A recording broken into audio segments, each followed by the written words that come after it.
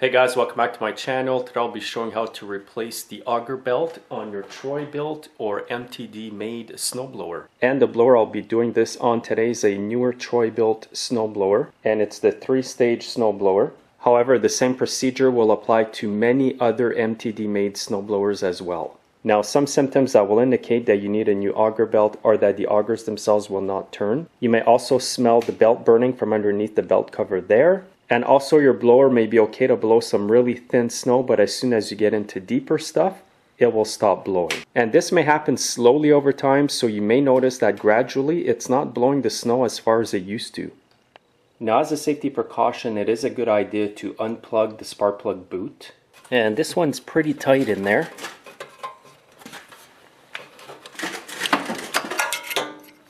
Now, to get started on this procedure, you need to remove the belt cover. There are 2 3/8 bolts that are holding it on. Now, you can use a 1/4-inch ratchet with an extension and a 3/8 socket to remove these bolts. I already had them loosened, that's why I'm able to remove them by hand. Now you want to remove the belt cover. And now you want to remove these 2 bolts here. And for this, I'm using a ratchet and a 1/2-inch socket. And you can see on this belt here that it's been worn out in one spot. That's probably because at some point the augers were frozen and the person kept trying to use the blower. So definitely this belt needs to be replaced. So at this point here, I like to remove the belt from the engine pulley like this. And at this point here, it's a lot easier to work on it with the blower up like this. I like to put a rag underneath the carburetor because sometimes a bit of fuel leaks.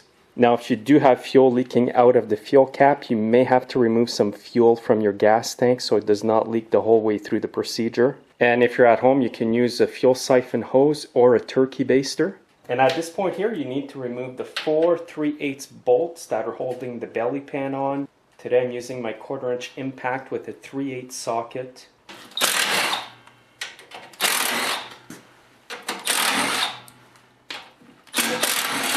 And now remove the belly pan. Now at this point you need these 2 wrenches. They are 3/4 and 9/16. And you actually need them to remove this bolt over here. Now, since I took the belt off the engine pulley, I can pull on the belt from underneath here. And now you can push on this here to get the belt off on this side. And I'll lift up the drive disc, and you want to drive the belt in between both pulleys, and then the belt will easily come out. And I'll just show you the belt up close again. Here's the wear spot, and you can tell it got really hot in that one spot. And there's a few other wear spots as well. Now, when you go to get parts for your MTD snowblower, guys, you want to get the model number from underneath the belly pan.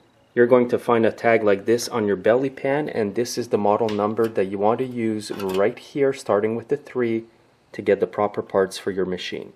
Now, on this machine here, the proper belt is 954-04195 or 754-04195. Whether you get it starting with a 9 or the 7, it is actually the same belt. Now, if you have a smaller engine than a 357 cc's, you would need this part number instead, 954-04050 or 754-04050. And now at this point, I'm going to show you how to install the new belt. Now, to start with, what you want to do is reinsert the belt between the drive disc and the auger pulley. You can pull up the drive disc like this, insert the belt. What you need to do now is push the belt over that bolt. So it's very important that you hold up the drive disc. This will give you that extra space needed to push the belt in. And you can do this with your hand. You can wear gloves if you want. So it's that easy. I've got the belt through. While still holding the disc, you want to get the belt through here on the left.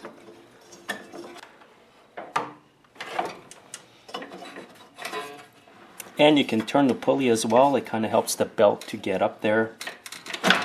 And make sure the belt is in front of this pulley right here. And now you can line up the belt like this to the engine pulley and put it on once the blower is back down. And now you want to reinstall this bolt.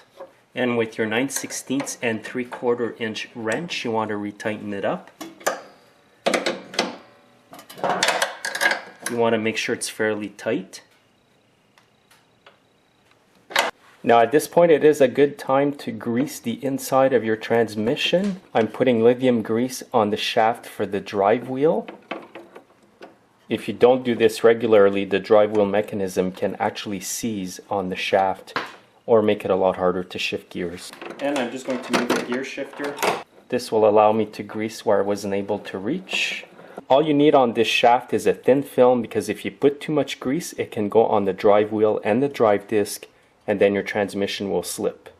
I also like to clean the drive disc over here with some straight gas and a clean cloth or a rag. This removes any oily substance from the disc. You can see some dirt here.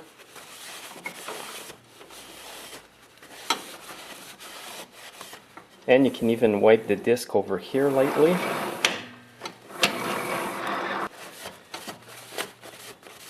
And it's also a good time to grease the gears here as well with some wheel bearing grease. Just watch your fingers when you do this.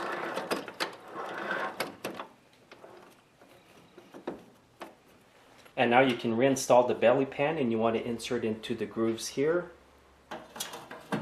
Push down on it to get it underneath these parts.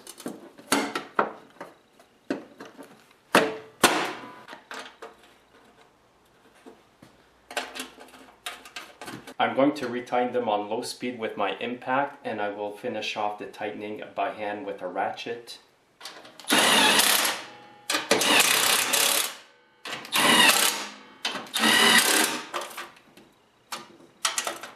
And by the way guys, you don't want to over tighten these bolts because you could easily strip the hole. Now I have the blower back in its proper position. And here's the auger belt. Now you can start it on the pulley like this. And while you're holding the belt, pull the engine over.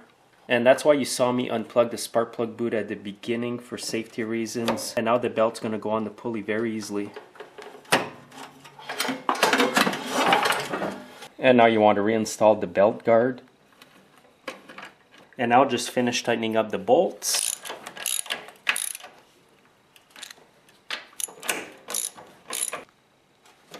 And now you want to check the tension on your belt by pressing down on the auger lever. This one seems quite tight, which is okay. So what you want to do is check the tension when you have the auger lever down. If it's tight like this, it's good. If you don't have enough tension, what's going to happen is the belt will slip on the pulley, it's going to wear out prematurely, and your blower will not throw as far as it should. So if you did not have enough tension on your belt, what you would do is loosen the 3/8 nut over here, slide the bracket down and retighten it. What this would do is add more tension to the auger cable and make your belt tighter. And for the opposite, if you find that you have too much tension on your belt, you can loosen the bolt and lift the bracket up and retighten it. This will lessen the tension on the cable and the belt. So I'll give you a quick view of where the belt goes through on the blower before I put the belt cover on. So first of all, you can see that the belt is in front of this bracket. It's in front of this pulley over here. And if you look inside, it's on the pulley properly. And what's really important here in the repair, guys, is that if you turn the engine over with the auger lever not depressed, the belt should not turn, which is good. Sometimes if you use an aftermarket belt, the belt may turn when you're just pulling over the engine without the auger lever down, which is a bad thing for safety. Also, if your auger cable is adjusted too tight, it's possible that the belt may turn when you go to start the engine. But again, the correct and properly installed belt will not turn when you go to start the engine without the auger lever down. So now to finish off the job, I'm going to reinstall the belt cover. And I'll reinstall one bolt over here. And I will hand tighten this bolt here with a small ratchet.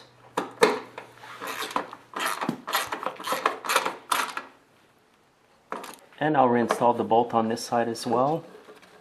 Again, it's a 3/8 head on this bolt.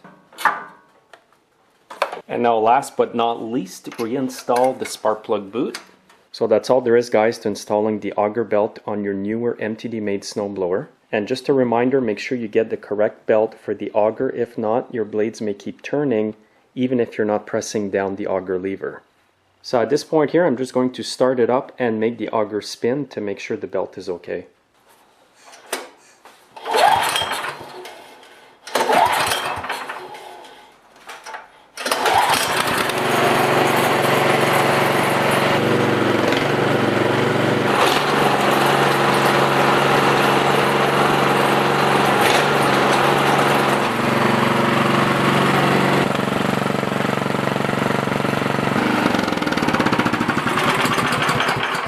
Thanks again for watching, guys. Please share and like this video. Also, make sure you're subscribed and that you're following me on Instagram, Facebook, and Twitter. And have yourselves a great day.